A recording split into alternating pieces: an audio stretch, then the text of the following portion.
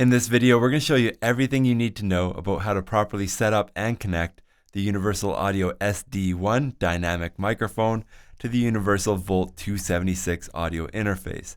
Not only are we going to show you how to set everything up to get it sounding right, but we're also going to walk through the Hemisphere mic collection, which is an emulation suite that you get with the Universal Audio SD-1 to help this mimic or emulate all types of different microphones. We're going to walk through that in this video as well. First of all, for the purposes of this video today, right now you are listening to the Universal Audio SC1 condenser microphone. This is being recorded off screen. You'll see a logo up in the top corner here letting you know what microphone you're listening to at any given time.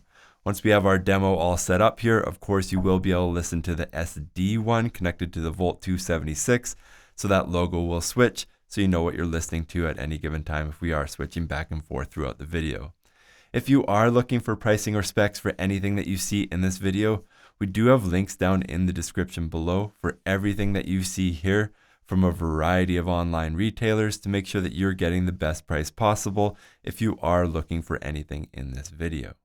Next, let's talk about what's in the box when you buy these items. If you buy the Universal Audio SD-1, you literally just get the microphone. You don't get a case or anything. You do get a mic stand adapter for different sized mic stands, but that's it. With the Universal Audio Volt 276, same thing. You get the audio interface itself and you get a couple USB cables so you can connect it to your computer. But other than that, it doesn't come with an XLR cable or anything like that. The first thing that you're going to want to think about buying is some type of microphone stand for your SD-1. Really, there's a couple options. You can get some type of tabletop stand, you can get a floor stand, or you can get an articulating boom arm. For me in the studio here, I like using a boom arm. It frees up all the space in the table. But if you are looking for a table stand or a floor stand, we do have links down in the description below. Next, let's mount the SD-1 to our boom arm here. It's just as simple as screwing it on, making sure that it's tight. Once that's mounted to our boom arm, it doesn't matter what we do in this video, the SD-1 will not sound good unless you have good microphone technique. For me, I like having the microphone just slightly off the side so I'm not breathing into the microphone so you don't hear all those P and B sounds coming into the diaphragm of the microphone. And I like having the microphone about a fist away from my mouth, pointed directly at my mouth. This is an end address microphone. You don't speak into the side of this microphone like you do with the SC1. You speak into the end or the tip of the microphone for the best results. Next, let's connect the SD-1 to our Volt 276 audio interface. To do that, we're going to need an XLR cable. Lately, I've been using the Rode XLR 3s.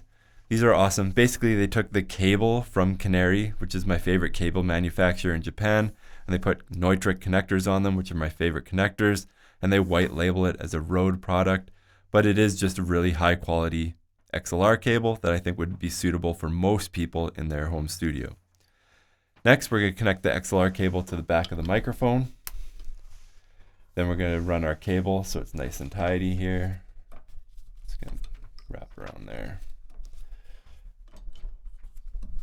Run it all the way down the stand, and then we can connect the other end of the XLR cable into the front of our Universal Audio Volt 276.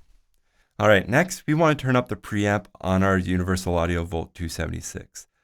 The goal with this is that when we're recording on our computer, we want to be peaking between -18 dB and -12 dB.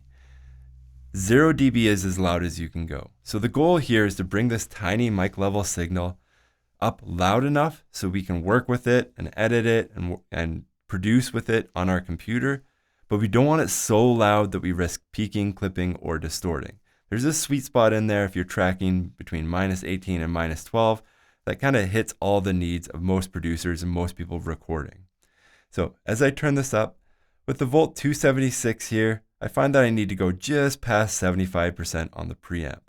Now, this isn't pushing the preamp so hard that I'm getting hiss or anything like that from the preamp, but when I'm recording here, you can see that I'm peaking at -15 dB. This is exactly where we want to be. Now that we have the preamp set up, we can look at some of the built-in modes on the Volt 276. At the top of the channel strip here on the channel that we're working with, you can see that we have the compressor. Let's turn it to vocal mode now. So a single press of this button And you can see that it moved from off to vocal. So this is the default vocal compressor. There's a couple things I want you to know about this. One, it compresses it, so it's making our quieter moments a little bit louder and our loudest moments a little bit quieter, narrowing the dynamic range. This means that you will have to adjust your volume less throughout your recording. It keeps your audio more consistent. But also, since our quieter moments are just a little bit louder, it needs to add a little bit of gain to push you up into that compressor, or it compresses it and then adds makeup gain. Then we can look over at our computer here and you can see that now we're peaking at -10. So we did go up by about 5 dB when we turned on the compressor. That's just something to note. Next, we can try the guitar mode, GTR here. This is a common guitar compression setting. You can use it on your voice too if you like how the compression works and interacts with your voice. Next, we have a fast compression. Typically, you'd put something like this when you're miking a kick drum or something like that if you need that fast attack. And then we can turn it off again. Next, we have the vintage mode. Again, the label is kind of shaded here, but there you can see that the vintage mode button there. So I'm going to turn this on as I talk about it. So the vintage mode does two different things. First of all, it gives you a boost of the upper air frequencies. So what this does is it will brighten a dark dynamic microphone. Most dynamic microphones can benefit from this, but it might be too much.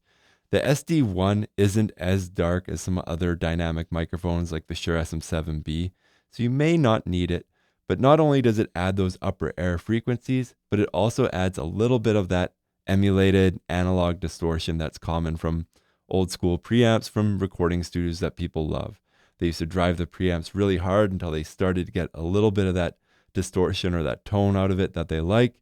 So they emulated that and they put it back into the Volt 276 because it was so popular.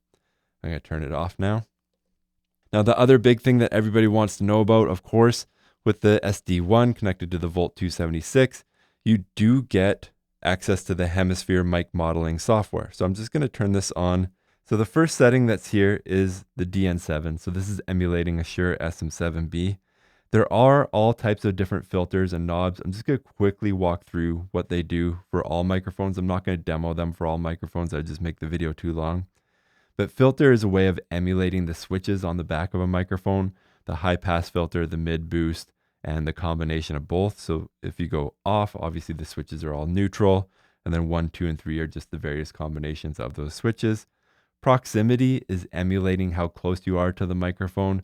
So generally, if you go proximity plus 100, you get a lot more of those low end frequencies. And then axis on this, it does give you info here. If you check the info box, it lets you know that the axis button or the axis knob simulates taking the foam windscreen off of the Shure SM7B in this particular emulation. Okay, let's hear another microphone now. So here we have the DN20, which is an emulation of the RE20. Again, there are some notes here just saying what the filter and switch and proximity and access knobs do on this, but this is the base of a SD-1 emulating the RE20. Then we have the RB77DX Satin. This is what this microphone sounds like. Then we have the DN88. So this is another microphone that you can emulate. Then we have the DN441, which is a really popular microphone or emulation of another popular microphone as well. And then we're back to the Shure SM7B. So one note about these emulations, I'm just going to turn this off now just so it's not messing with everything. These simulations give the character of the microphone. They introduce some elements that help the SD-1 sound like those other microphones. But with our testing, it's really, really hard to get the SD-1 to sound like a Shure SM7B or RE20 or any of the other microphones in the emulation software here. But this does just give you more tools in your toolbox when you're recording.